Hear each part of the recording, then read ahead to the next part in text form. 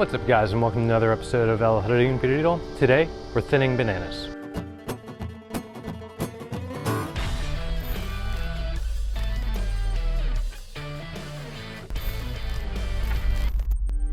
Alright, so you guys may have seen a previous video in which I titled it something or other along the lines of why not to thin your bananas, or do you need to thin your bananas? Well, as they naturally grow, I found that you kind of don't. I've referenced this hard freeze we had earlier in the year around February, in which the bananas got completely wiped out. So they started from the ground up. And if you guys didn't know, they're herbaceous and they grow out of a rhizome, kind of like a lot of root vegetables would and stuff, but they basically share this rhizome. So what happened was, once they got flattened out, they all started going at the same time. And the problem there is usually bananas kind of grow sequentially, like one will go, another will follow later, and by the time this one fruits, you cut it down, this one comes up, and it's a nice kind of rhythm that they have. I'll show you guys in a minute here, but there is way too much competition. Too many came up at the same time, and I think by this time of year, from the growth of some of these, I should have projected bananas already, and I'm not getting any kind of flag leaves or banana flowers or anything of the sort. So what I'm going to do is thin some of these out, kind of walk you guys through it. I'm probably going to save some of them and either sell them, give them away to friends, or transplant them elsewhere. Whereas some of the other ones, I'm actually just going to chop up and re-fertilize the bunch. They could use a good fertilization, and what better way to fertilize with all the nutrients they naturally have. But yeah, we have about 3 months left to potentially get any racks, and I'm gonna try to push that a little bit. We're getting into October this next month, so it kind of depends on the weather, but there is a chance I may be able to get a rack of bananas before winter. All right, so let's check it out. So I have about 5 clumps of this nature, but I think we're gonna focus on this one. These are orinoco, they're a little smaller, whereas my namwa back here, similar problem, but they are just towering. And for the sake of time, sunlight, for the sake of this video, we're gonna go ahead and focus on this smaller, not so tall clump of orinoco right here. All right guys, so I'm going pretty wide on this because, well, we have a lot going on here. But let me grab some tools and I'll show you guys what you might need. So for me, I just have a normal shovel, although there are these things called, I guess, spade shovels, which are traditionally used to separate bananas. And I have just a normal hand saw and a machete.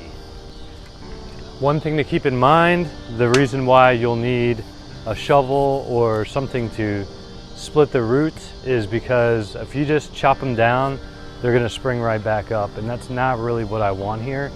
The other factor is all of these bananas did suffer some frost damage, and so rather than cut them down and wait for them to come back up, I'd rather just let some of these brand new pups give them a chance, because they're starting out healthy, everything's good.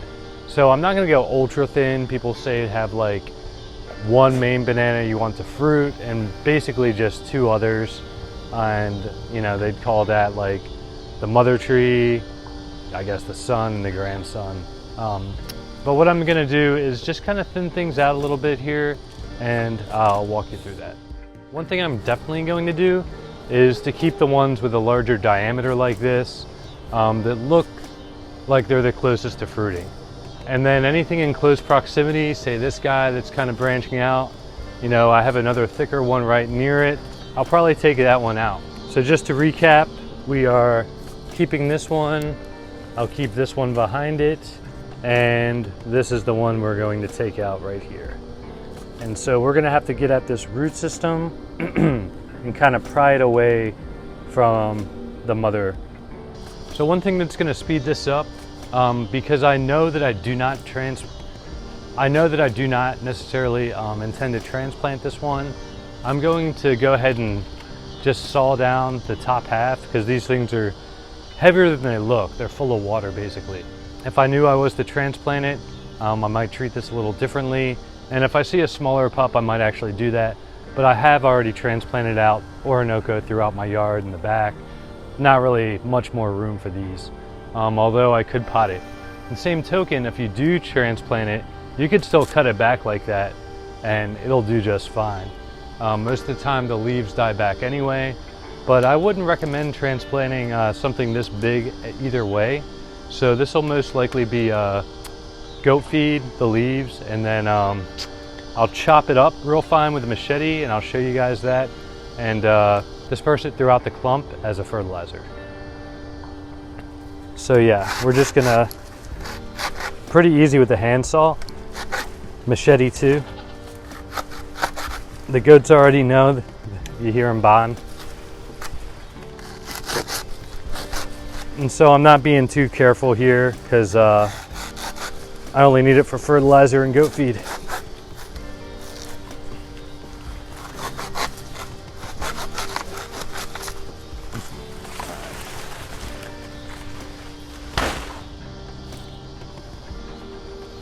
All right, so while I'm here, I'll go ahead and show you guys. I'll probably pan the camera down and show you up close. All right, so really, most importantly, is severing it from the mother. And they can go pretty deep.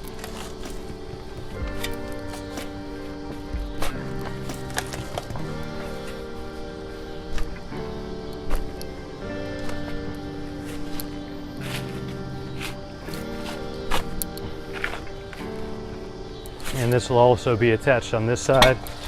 I actually have some rocks that have grown over. They've grown over, so there's probably actually rock kind of inside of them, but I'll see what I can do about rocking that back and forth a little. Really trying to get under there. Like I said, if we don't sever it correctly, it'll spring right back.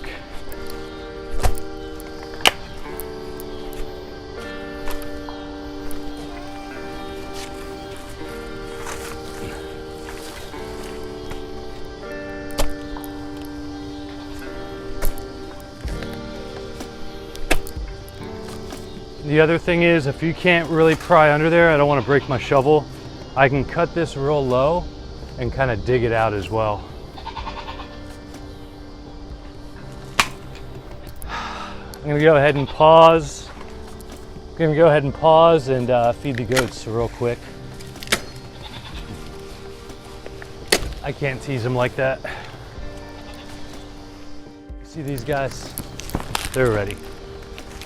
They love some nice fresh banana leaves. All right, so back to this. We're just gonna keep trying to work that a little bit. See what we can cut through.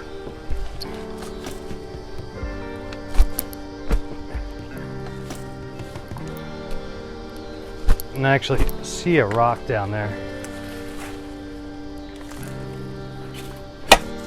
See that? So I may have to kind of slice down the side of that a little bit.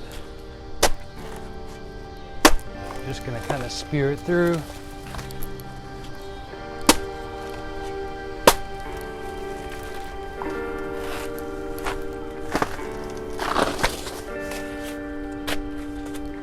Might make things a little easier.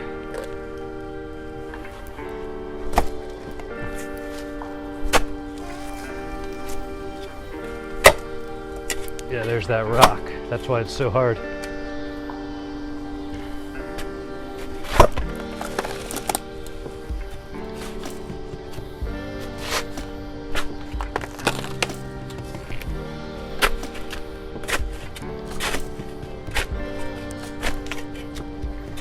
So I'm going to take that method where I'm really just cutting out anything, see, that'll pertain to that banana, ensuring it doesn't come back.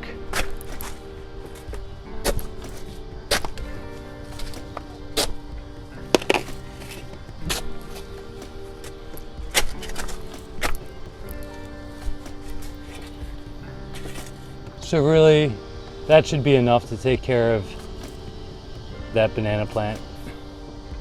So yeah, as you can see, we're running pretty low on light. I'm going to go ahead and take out as many as I can, and I'll go ahead and show you guys how I like to chop them up, repurpose them as fertilizer.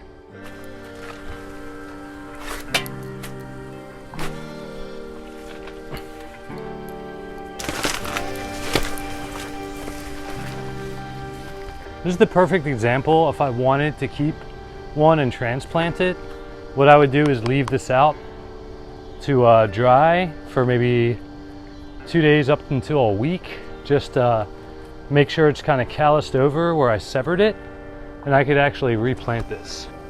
So yeah, that's a clean sever with lots of roots.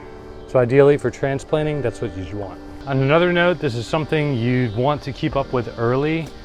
I lost all my bananas and just couldn't wait to see them come back. So I didn't really pay attention to this. So I probably should have done this a few months ago.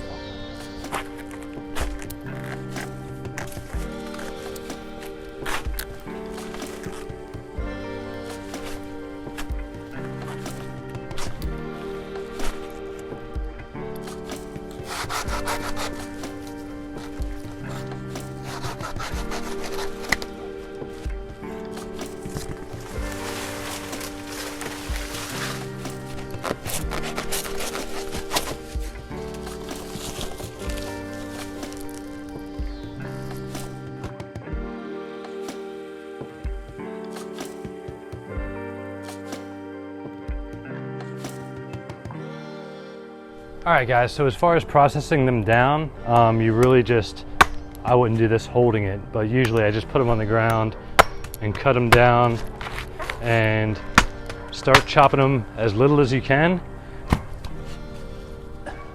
And you can just throw these little bits back in there and it'll act as a mulch, keep things moist because they retain a lot of water. It'll slowly kind of rot down and fertilize them for a long time.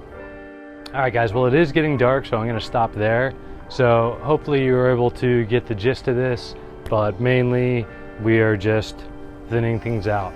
So we're gonna go ahead and let these larger plants take off more and use the smaller plants to fertilize.